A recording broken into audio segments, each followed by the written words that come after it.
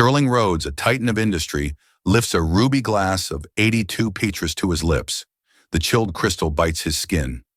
"To Nexus," he booms, unaware of the oily sheen, the faint almond floral scent Isabella recognizes from her botanist father's books. He doesn't know, she thinks, her pulse a trapped bird. Time slowed and her voice, a desperate, raw thing, tore through the restaurant's hushed reverence. The air in L'Eau was thick with the scent of money and ambition. It clung to the velvet banquets, mingled with the aroma of white truffle and seared scallops, and settled on the shoulders of the city's titans like a fine, invisible dust. Tonight, the restaurant's gravitational center was Table 7, a secluded alcove with a panoramic view of Central Park's glittering darkness, and at the head of that table sat Sterling Rhodes. At 68, Sterling was less a man and more a monument. His face was a roadmap of ruthless negotiations and boardroom coups. His silver hair was combed back with the precision of a military formation, and his eyes, the pale cold blue of a winter sky, missed nothing. He wore a custom Bayonne suit that probably cost more than the combined annual salaries of the entire waitstaff. On his wrist, a Patek Philippe Grand Complications didn't just tell time. It declared his mastery over it. To his right sat his wife, Catherine. Decades of being Mrs. Rhodes had sculpted her into a masterpiece of restrained elegance. She was porcelain perfect, draped in Chanel, and adorned with a diamond necklace that glittered with cold fire. But if you look closely past the practiced smile and the serene posture, you could see the fine hairline cracks of a woman living in a beautiful, suffocating cage. Her laughter never quite reached her eyes, and her hands, when she thought no one was watching, twisted a silk napkin into a tormented knot.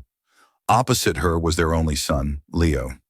At 32, Leo was a pale imitation of his father's fire. He had the Rhodes chin, but not the conviction behind it. He wore his ambition like an ill-fitting suit, obvious, expensive, and deeply uncomfortable. He was the perpetual heir, a parent, forever languishing in the colossal shadow of the man who signed his checks and second-guessed his every decision. The tension between father and son was a palpable thing, a low hum of resentment beneath the polite clinking of Christopher silverware. Serving them tonight was Isabella Rossi. To the Rhodes family, Isabella was invisible, a functional part of the scenery, like the floral arrangements or the sommelier. She moved with quiet efficiency, her face a mask of professional neutrality. But behind that mask, her mind was a whirlwind. Isabella was not just a waitress. She was the ghost of a life Sterling Rhodes had destroyed. Her father, Marco Rossi, had been a brilliant software engineer, the founder of a small but innovative data analytics firm called Logos. 10 years ago, Rhodes's monolith corporation, Nexus Dynamics, had initiated a hostile takeover. Marco had fought pouring every penny his family had into the legal battle. Nexus Dynamics, with its army of lawyers and infinite resources, bled him dry. They didn't just acquire his company, they eviscerated it, absorbing his patents for a pittance and casting him aside. 6 months later, broken and bankrupt, Marco Rossi died of a massive heart attack. He was 49. Isabella, then just a teenager, had been left with nothing but a mountain of debt and a burning, all-consuming hatred for Sterling Rhodes. She'd worked her way through college, taking jobs like this one, all while nursing a secret obsession. She studied Rhodes, his business, his family, his habits. When she'd learned he was a regular at Label Falon, she'd spent 6 months working her way up from Bassa just for the chance to be in the same room, to breathe the same air as the man who had casually annihilated her world. She didn't have a plan. Revenge felt like a distant, impossible fantasy. She just wanted to watch him to understand the monster up close. The 1982 Petros Mr. Rhodes, the sommelier, a man named Jean-Pierre, announced with theatrical reverence. He presented the bottle as if it were a holy relic. Sterling gave a curt, dismissive nod, his attention fixed on Leo. "The board is not exploring options, Leo." Sterling said, his voice a low growl that cut through the restaurant's ambiance. "The board is doing what I tell them to do. Your proposal for the Singapore expansion is weak. It lacks foresight."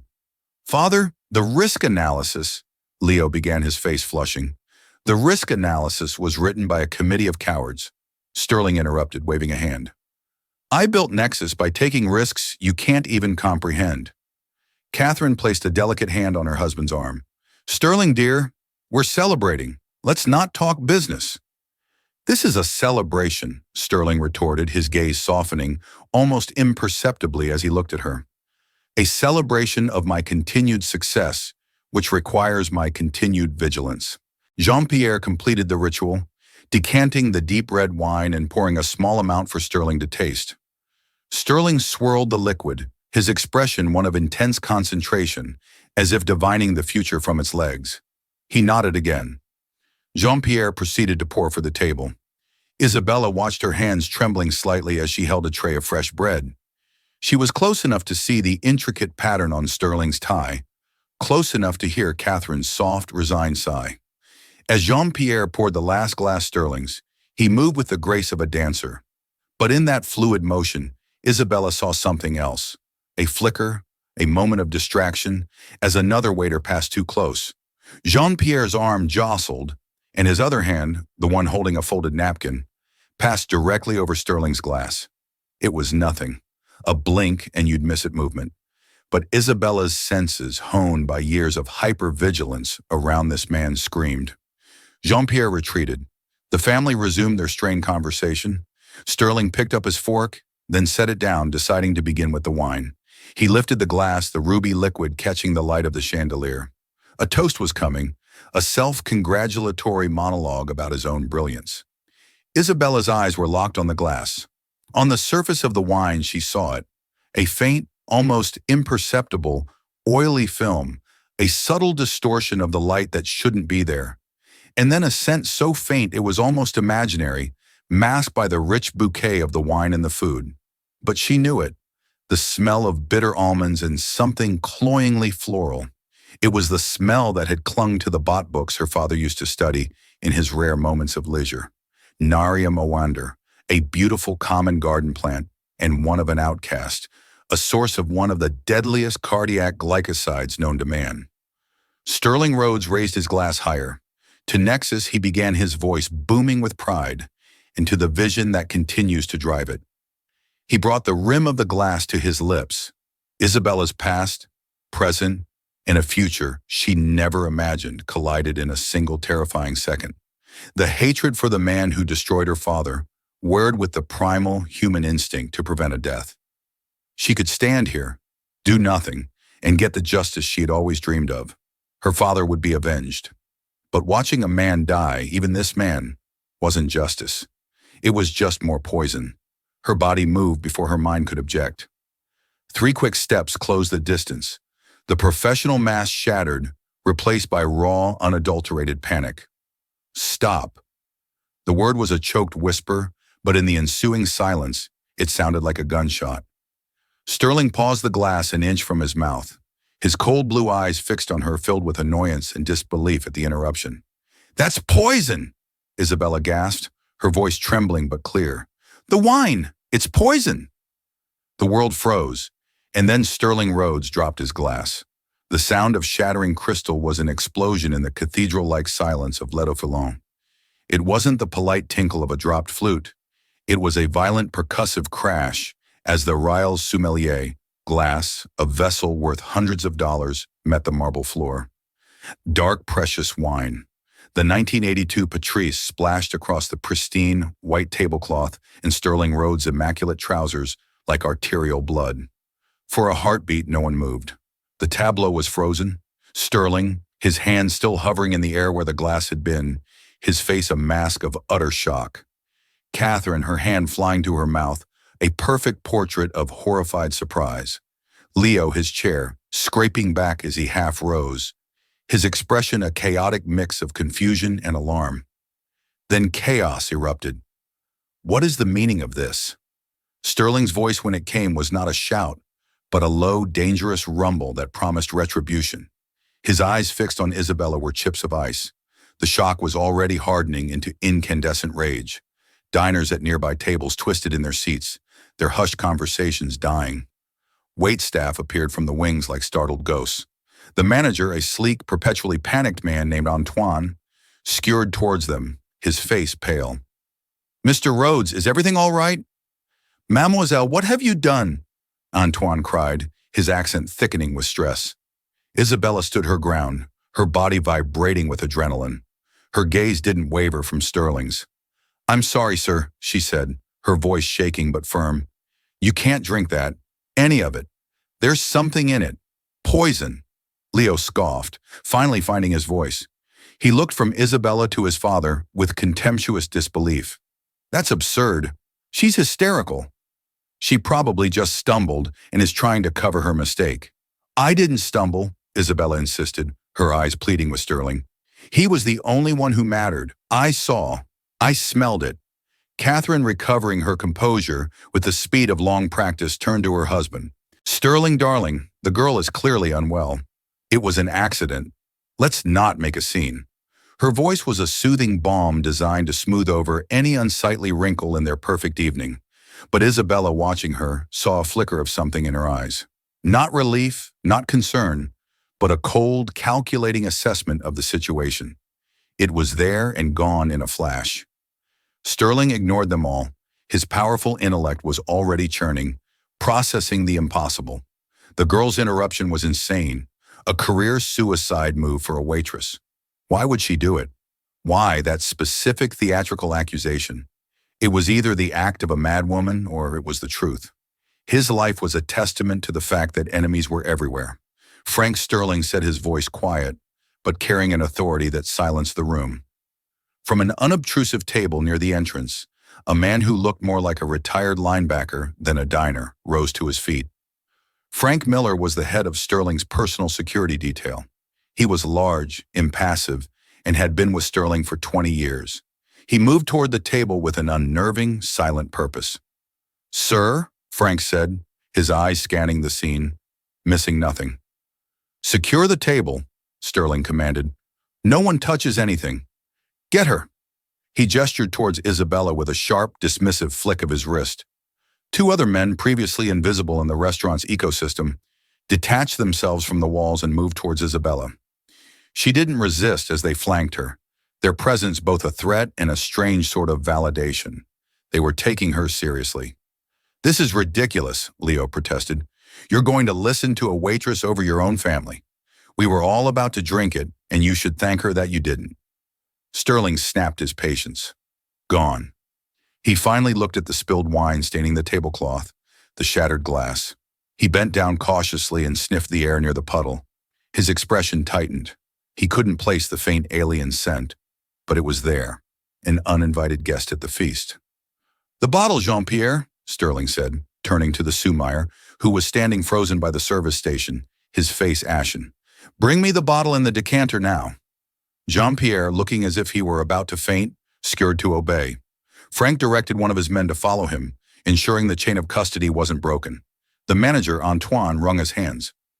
Mr. Rhodes, I assure you, our cellar is impeccable. Our staff, your staff is now a secondary concern, Antoine.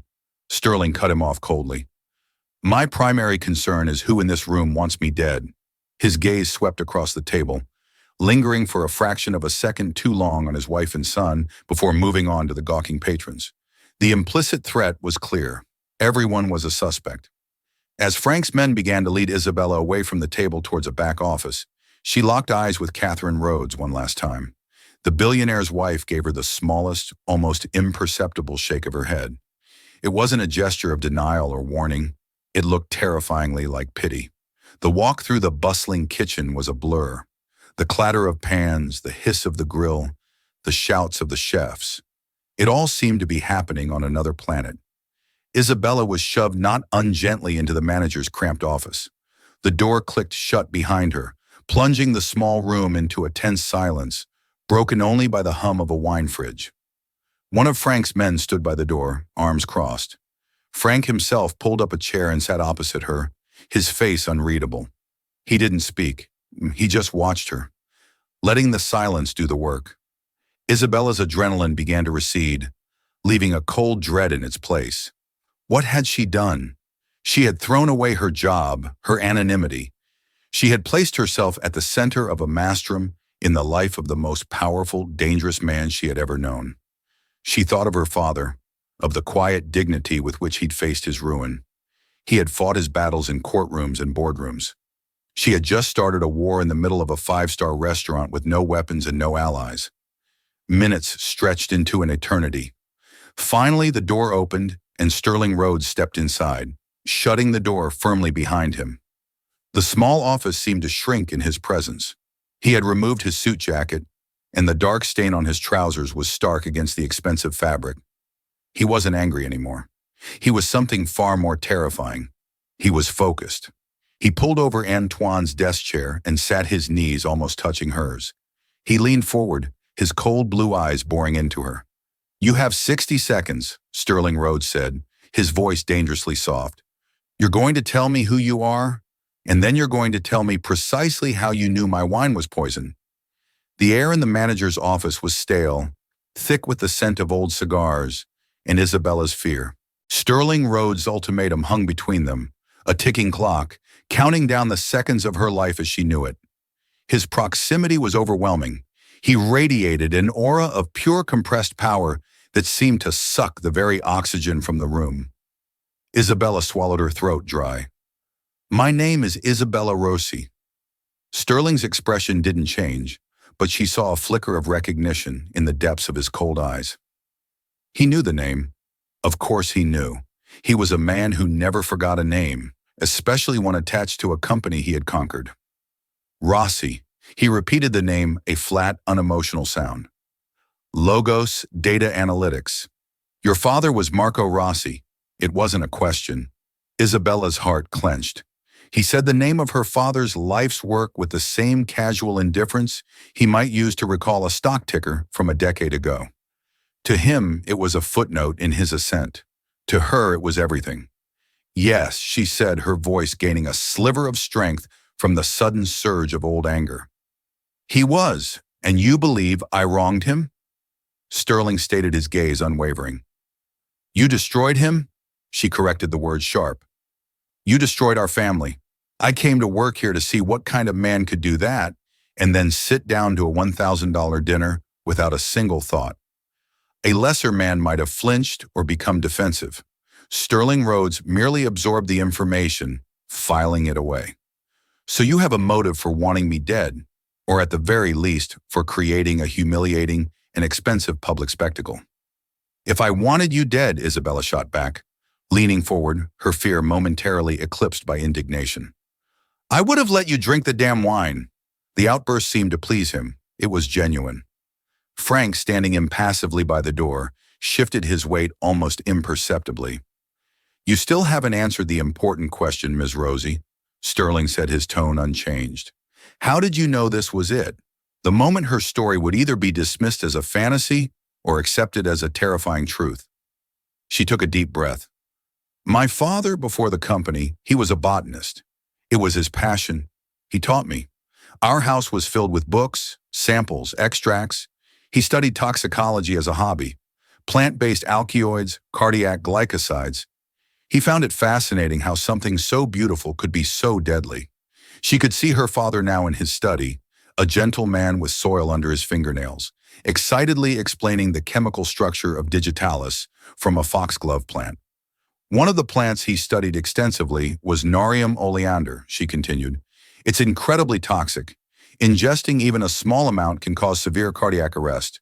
The symptoms can mimic a heart attack, especially in a man of a certain age." The implication was clear. Sterling's jaw tightened, but he let her speak. "The poison is an extract. It's almost colorless, but in a liquid like red wine. It creates a very faint, oily film on the surface. You can only see it if the light hits it just right. But the smell, it's faint but distinctive. A little like bitter almonds, but sweeter, floral. Once you know it, you never forget it. When the sous-mayor was pouring your glass, his hand passed over the top. I thought I saw something. A small vial, a dropper. I don't know. It was too fast. But when you lifted the glass, the light from the chandelier caught the surface, and I saw the sheen. Then I smelled it." She looked at him, her eyes wide with the sincerity of her memory. "I smelled it, and I was back in my father's study. And I knew silence descended again." Sterling leaned back in his chair, his fingers steepled under his chin. He was dissecting her story, searching for flaws for tells. He was a human lie detector honed by decades of high-stakes poker and ruthless boardroom battles. "Frank," Sterling said without taking his eyes off Isabella, "Sir, my glass, the tablecloth, the decanter, have them sent to the lab at Nexus Tower. I want a full gas chromatography mass spectrometry analysis done tonight. Use Dr. Chen's team. Tell them to test specifically for oleandrin and other cardiac glycosides. I want the results in 90 minutes. "Already on its way, sir," Frank replied. "The police are on standby. I've asked them to hold off making a scene until we have confirmation." Of course, Sterling Rhodes didn't call 911. He had his own labs, his own security, his own protocols that superseded the civil order. Sterling turned his attention back to Isabella. "This story is elaborate. You hate me. You get a job at my favorite restaurant. You study my habits. And on this particular night, you just happen to spot a rare plant-based poison in my wine. A poison you know from your childhood bot lessons. It's a bit much, Miss Rosie." "It's the truth," she said simply. "Let's entertain another theory." Sterling mused, his voice dropping. "Let's say you're the one who poisoned the wine. You put it in there, intending for me to drink it, but at the last second you lose your nerve. You panic. So, you create this scene, casting yourself as the hero, the savior. It's a brilliant way to deflect suspicion." Isabella felt a chill crawl up her spine. The cold, brutal logic of it was terrifying. It was exactly how he would think, how he would have planned it. "No," she whispered. "Why would I do that?" "To see me suffer," he said, his eyes narrowing. "To have the satisfaction of the attempt to watch the chaos unfold, and to walk away a hero instead of a convict. It's a much more elegant form of revenge than a simple murder." The door opened and Frank stepped inside, holding a phone to his ear. He listened for a moment, his face impassive, then nodded. He ended the call and looked at Sterling. "The kitchen staff and servers are to be questioned," Frank reported. "No one saw anything unusual except for one thing. Jean-Pierre the Sommelier." "What about him?" Sterling asked. "He's gone." A jolt went through the room. "Gone?" Sterling demanded. "Left about 10 minutes after we brought the girl in here," Frank said. "Told one of the buses he felt sick and was going to the restroom. Slipped out the service exit. His locker is empty. His apartment is already cleared out. He's in the wind." Isabella's heart leaped. This was proof.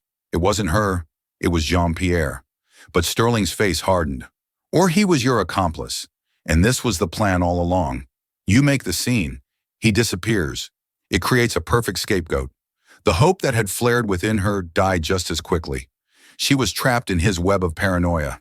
Every fact twisted to fit his narrative of her guilt. She was starting to understand how her father must have felt, facing an opponent who could redefine reality itself. "I didn't do this," she said, her voice a raw plea. "I swear on my father's memory, I saved your life." Invoking her father was a gamble. It could either touch a sliver of humanity she prayed he possessed, or it could confirm his darkest suspicions about her quest for vengeance. Sterling Rhodes stared at her for a long, heavy moment. He looked at her tear-filled eyes, her defiant chin, the raw honesty of her fear. He had built an empire by reading people, by distinguishing desperation from deception. And in Isabella Rossi, he saw something that defied his cynical expectations. He saw the ghost of her father, a man he had respected, even as he crushed him. The phone in his pocket buzzed. It was his private line. He glanced at the screen, then answered, putting it on speaker. A crisp, professional voice filled the small office. "Mr. Rhodes, it's Dr. Chen." "Report," Sterling commanded.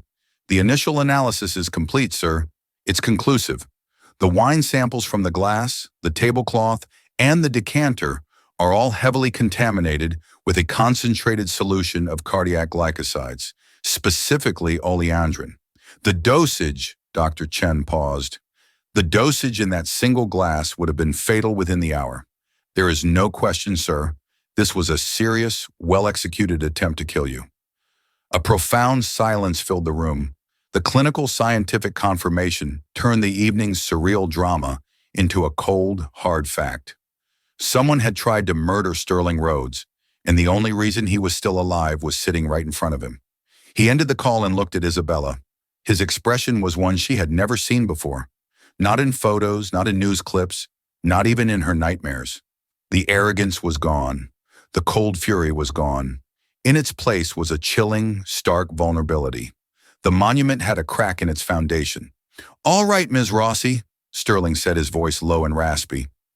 "I believe you. Now you're going to help me find out which member of my family hired your sommelier to kill me." The bubble of Liwal Filan had burst, but Sterling rose with the practiced ease of a king securing his castle, ensured the fallout was contained.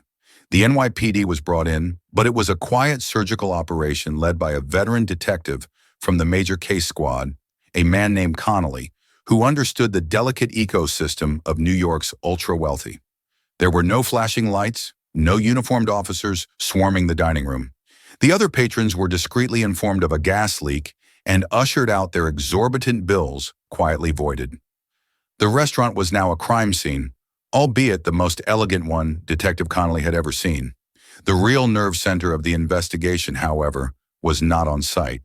It was 20 blocks south in the sterile, soundproof penthouse suite of Nexus Tower. Isabella found herself in the strangest position of her life. An hour ago, she was serving overpriced breadsticks. Now she was sitting on a plush leather sofa in Sterling Road's private office, a room larger than her entire apartment. Frank had provided her with a bottle of water, and she clutched it like a shield. Across the vast expanse of polished mahogany, Sterling sat behind his desk, the city lights twinkling behind him like a conquered kingdom. Detective Connolly, a virile-looking man in a rumpled suit, stood by the window taking notes. The focus of the investigation had shifted immediately to the only people at the table, Catherine and Leo Rhodes.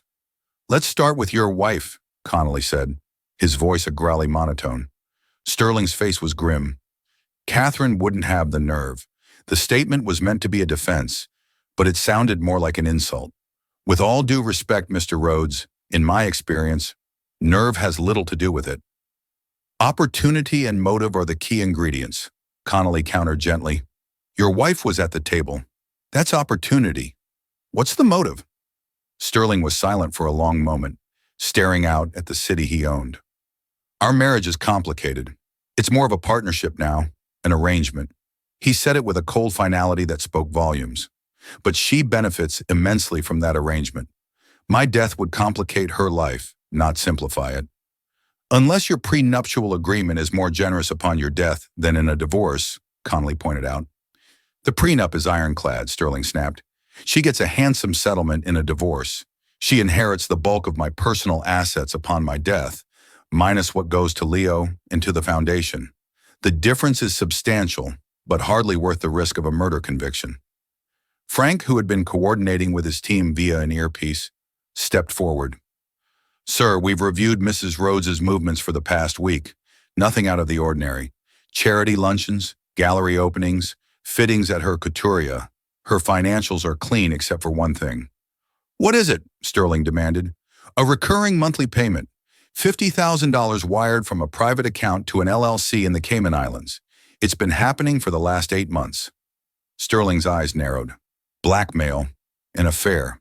We're tracing the LLC now." Frank said, "It's a ghost corporation designed to be anonymous. It will take time to peel back the layers." Isabella listened, a silent observer, to the dismantling of a family. This was the rot she had always suspected existed beneath the gleaming surface. "And what about Leo?" Connolly asked, turning the page in his notepad. A flicker of something dark and complex crossed Sterling's face. It was a pain deeper than the thought of his wife's betrayal. "Leo is weak," he said, the words laced with a lifetime of disappointment. "He's impatient. He thinks he's ready to run Nexus." "So he has a motive," Connolly said. "Control of the company. He wouldn't inherit control outright," Sterling clarified. "My will stipulates a 5-year transitional period with the board having oversight, but yes, he would be the new chairman. He would be out of my shadow." "We checked his financials as well," Frank interjected. "He has significant personal debts. He's been making risky side investments trying to prove he can make money without the family name. Most of them have failed. He owes money to some very unsavory private lenders." Isabella remembered the look on Leo's face at dinner, the flash of resentment when his father belittled his proposal. Was it enough to kill for to trade a life of immense privilege for a life of ultimate power, albeit one that started with patricide? The door to the office opened, and a junior security analyst entered, handing Frank a tablet. Frank studied it for a moment, his brow furrowed. "Sir," he said, his voice grim, "we have something from the restaurant security cameras. We've been reviewing all footage from the past month, cross-referencing anyone who had contact with the Sue Meyer Jean-Pierre." He turned the tablet so Sterling and Connolly could see. The video was grainy, taken from a camera in the service corridor behind the kitchen. The timestamp showed it was from 2 weeks prior. It showed Jean-Pierre talking to someone in a hushed, intense conversation. The other person's back was mostly to the camera, but the figure was tall, wearing a tailored suit. They passed a thick manila envelope to Jean-Pierre, who quickly concealed it inside his jacket. "Can you identify the other person?" Sterling asked, his voice tight. "Not from this angle," Frank said, "but watch." He tapped the screen. The figure turned slightly to leave, and for a split second their profile was visible. It was blurry, indistinct, but the line of the jaw, the cut of the hair. "It's Leo," Sterling whispered. The words were heavy with a terrible finality. Detective Connolly leaned closer. "It's suggestive, but it's not definitive proof. It could be anyone." "Enhance the image," Sterling commanded the analyst. "Run facial recognition. I want every pixel analyzed." As the analyst skewered off, Sterling sank back into his chair, looking older than he had just hours before. The betrayal of a business rival was a cost of doing business. The betrayal of his wife was a wound to his pride, but the betrayal of his own son, that was a dagger to the heart. Isabella felt a strange, unwelcome pang of sympathy. She had spent a decade hating this man, picturing him as a heartless caricature. But seeing him now stripped of his power, facing the ugliest of truths, he was just a man, a father, staring into the abyss of his own son's treachery. The phone on Sterling's desk rang, the sound jarring in the tense room. It was the secure line from his home. Frank answered it, listened, and then held it out to Sterling. "It's Catherine." Sterling took the phone, his face a granite mask. "What is it?"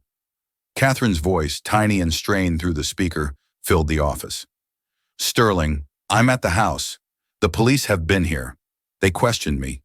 It was humiliating." "It's a murder investigation, Catherine. Humiliation is the least of our concerns," he replied coldly. "Our concerns. Sterling, I have something to tell you. Something I should have told you a long time ago." She took a shaky breath. "It's about Leo."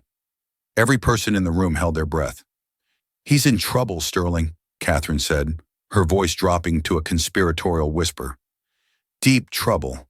He's desperate. He came to me a month ago begging for money. He said he owed people. Dangerous people. I gave him what I could from my private account. I've been sending them money every month to keep them away from him. That's the LLC you've probably already found." Sterling's knuckles were white where he gripped the phone. "You paid off my son's gambling debts without telling me." "They weren't gambling debts," she cried, a note of hysteria creeping into her voice. It was something worse, an investment that went sour with the wrong partners. They were threatening him, Sterling. He was terrified. He said he needed to get control of his inheritance, that it was the only way to pay them back and be free. The pieces clicked into place with sickening precision. The debt, the desperation, the meeting with the sommelier. "Where is he now, Catherine?" Sterling asked, his voice dangerously calm. "I don't know. After the police left, he came to my suite. He was frantic. He said the plan had failed and that he needed to leave the country. He packed a bag and he's gone. Sterling, Leo is gone." The line went silent. Sterling slowly placed the receiver back in its cradle. The image on the tablet, the secret payments, his wife's panicked confession. It all pointed to one devastating conclusion. His son, his own flesh and blood, had tried to murder him for his inheritance. Detective Connolly cleared his throat. "We'll put out an alert at all airports and border crossings. We'll find him." Sterling didn't seem to hear him. He was staring at Isabella, his eyes filled with a strange hollow light. He had spent his life building an empire to pass on, and the very heir he was building it for had tried to send him to his grave to get it faster. The one person in the world who had a real reason to want me dead, Sterling said softly, his voice raspy with a terrible irony, is the one who saved my life and my own son. He couldn't finish the sentence. The monster had been revealed, but it wasn't the one Isabella had spent 10 years hunting. The real monster was born of greed and weakness, and it had been sitting at his own dinner table all along. The hours that followed Leo's exposure were a maelstrom of controlled chaos. An international manhunt was initiated for the fugitive heir. The official investigation proceeded with surgical discretion, but the real nerve center was the penthouse suite of Nexus Tower. It was there, high above the city, that the true gravity of the betrayal settled. When the detectives and analysts had finally departed, a profound silence filled Sterling Rhodes's office. Only he, his security chief. Frank and Isabella remained. Sterling rose from his desk and walked to the floor, to ceiling windows, his posture rigid. He looked down upon the river of lights below a kingdom he had conquered, yet a home he had failed to secure. My entire life, he began, his voice, a low, growly monotone, has been about threat assessment. I anticipate hostile takeovers, market collapses, political instabilities. I build firewalls and fortresses. Yet I never imagined the most lethal threat would come from my own blood, sleeping under my own roof.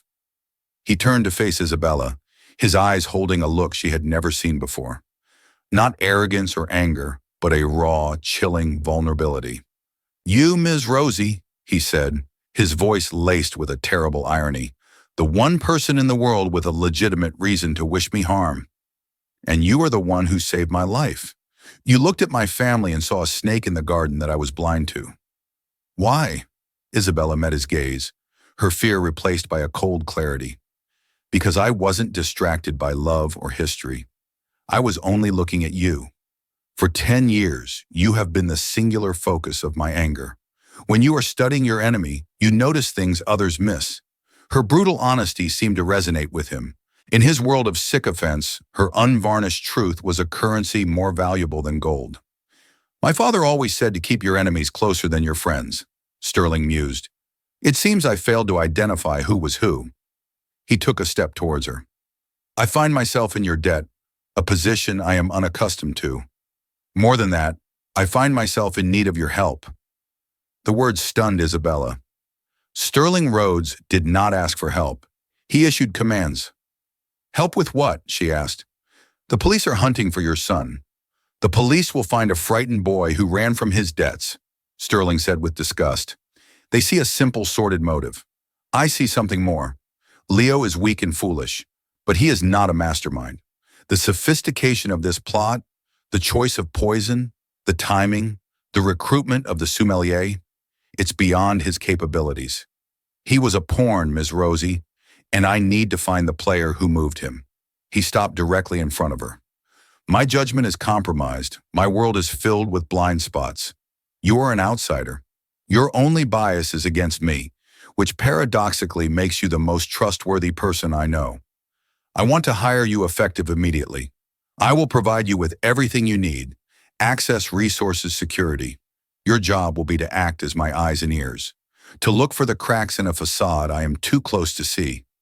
It was a dizzying, dangerous proposal to step inside the very world she had spent a decade despising from the outside.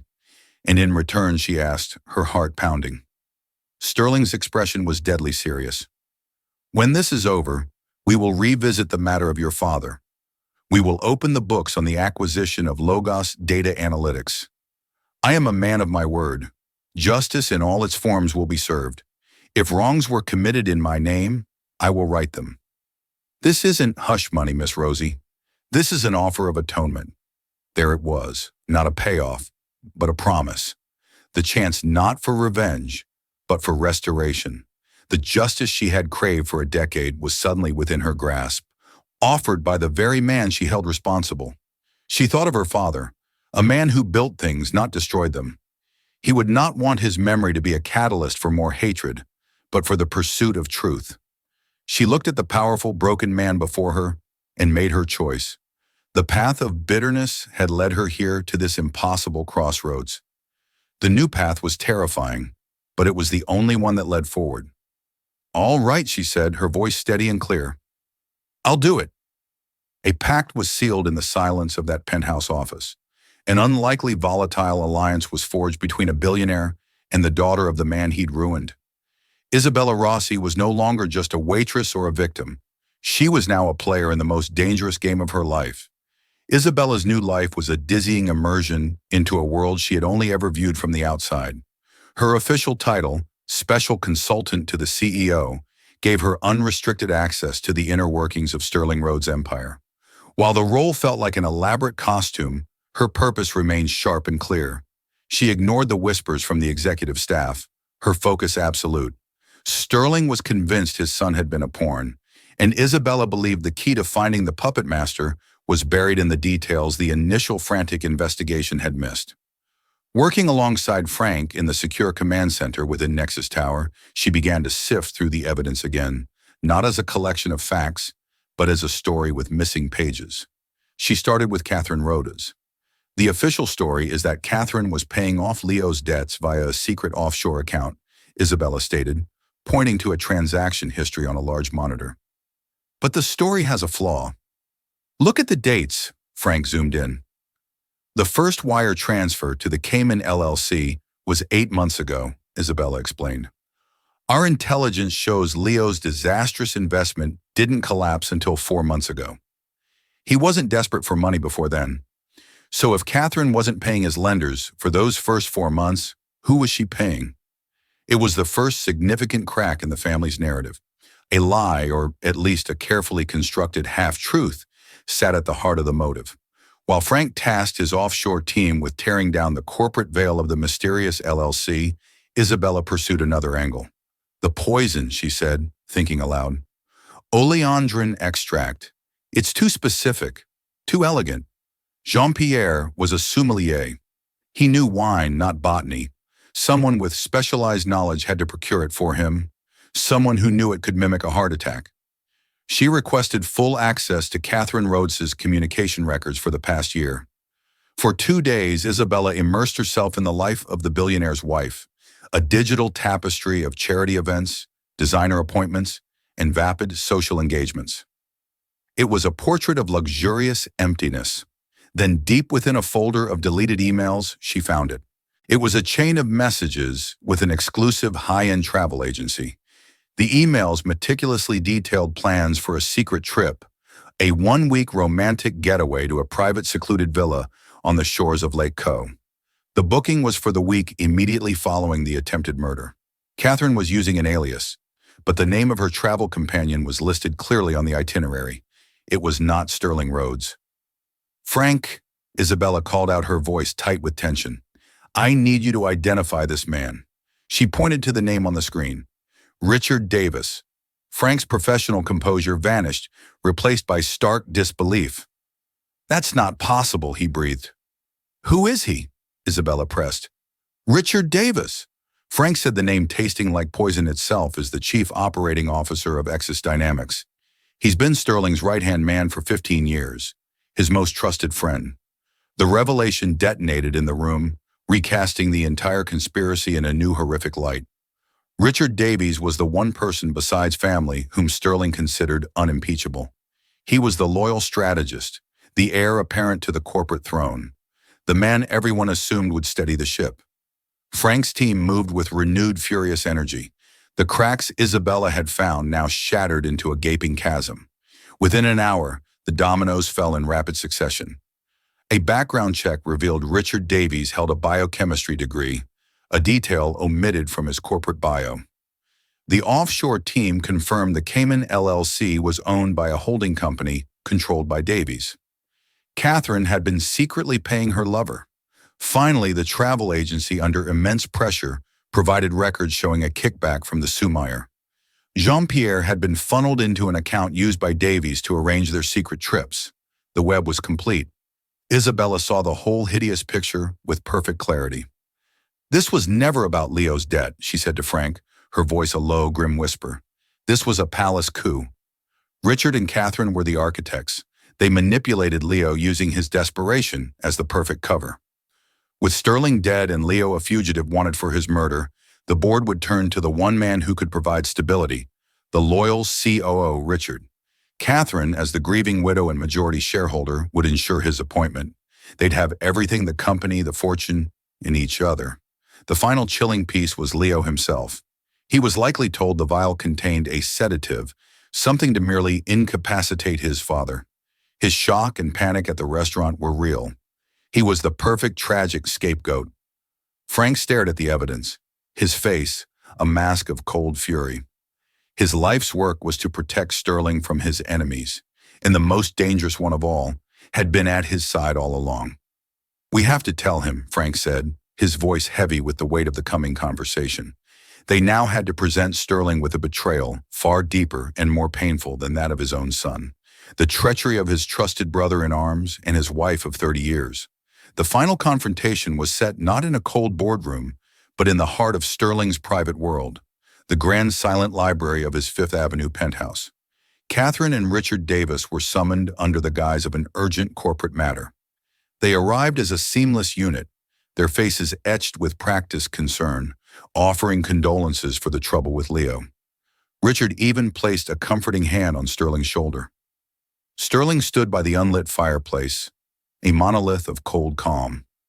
Frank guarded the door, and Isabella sat in a wing-back chair, the quiet catalyst for this final reckoning. "We have found Leo," Sterling said, his voice flat, devoid of emotion. He gestured to Frank, who pressed a button on a small digital recorder placed on the mahogany table. Leo's voice, thin, frantic, and stripped of all bravado, filled the opulent room. It was a recording of an intercepted call. "He told me it was a sedative Richard gave me. The vial, the money for the waiter. He said it would just make father sick, that it was the only way to prove myself. Poison. Oh God, I never knew. I would never." The recording clicked off, leaving a devastating silence in its wake. Richard Davies' mask of sympathy dissolved, replaced by a sneer of pure contempt. Catherine's face a moment ago, a portrait of grief, was now pale with exposed guilt. "So the little coward broke," Richard hissed. "It doesn't matter. You were destroying the company. Sterling, a relic too arrogant to see the future. I did what was necessary." "You did what I thought was necessary," Catherine interjected, her voice trembling with a lifetime of suppressed fury. She stepped forward, claiming the betrayal as her own.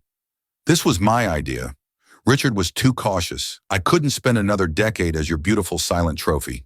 You didn't want a wife. You wanted a possession to display at parties while you crushed every thought I ever had. You built this magnificent golden cage and were furious when I finally learned how to fly out of it." Leo's desperation wasn't a tragedy. It was an opportunity. It was a confession born not of remorse, but of a desperate, venomous need to finally be seen as a player in her own life, not just an accessory in his. The raw hatred that had fed for 30 years was finally laid bare. Sterling listened, his face impassive, but his eyes reflected the profound emptiness of a world shattered. The enemy wasn't at the gates. The enemy had been sharing his bed and running his company.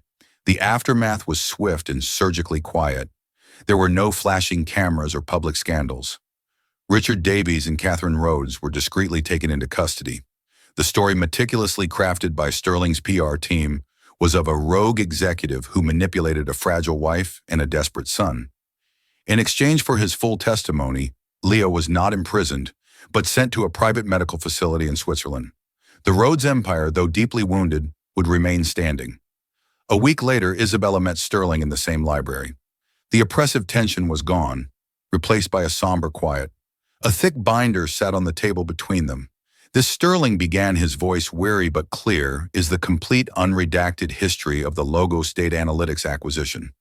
My legal team found irregularities, tactics that were overly aggressive even for me.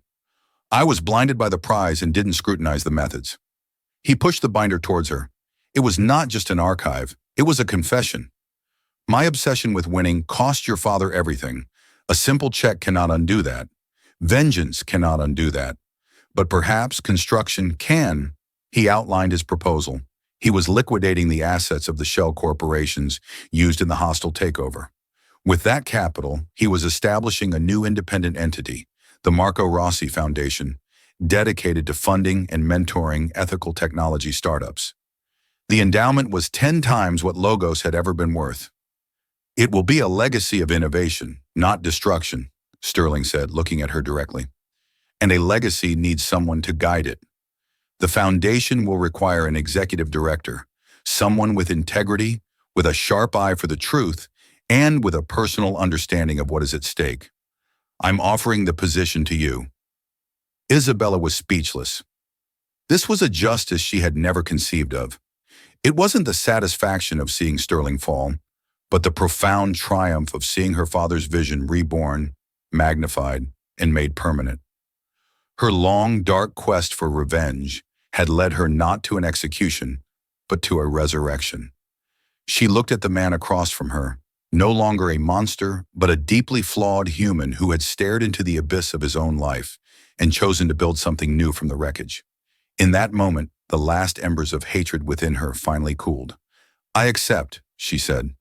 And for the first time since she was a girl, the future felt not like a debt to be paid, but like a promise waiting to be fulfilled. And so a story that began with a single gassed warning in a luxury restaurant ends not with a simple act of vengeance, but with a complex and profound redemption. It's a stark reminder that the deepest betrayals often come from those we hold closest, from behind the gilded walls we build to protect ourselves. Sterling Rhodes, a titan who could command the world, was brought to his knees by the lies in his own home. And Isabella Rossi, a young woman fueled by a righteous hatred, found that true justice wasn't about destroying a life, but about rebuilding a legacy. Their story proves that sometimes the person who saves you is the last one you'd ever expect, and that a single moment of courage can unravel a lifetime of deceit. If this story of betrayal, suspense, and unexpected redemption captivated you, please hit the like button to let us know. For more true life dramas, where fortunes turn on a dime and secrets are brought into the light, make sure you subscribe to our channel and ring that notification bell. And please share this video with someone who loves a story that proves the most astonishing truths are often stranger than fiction. Finally, leave a comment below. What would you have done in Isabella's place? Would you have let him drink?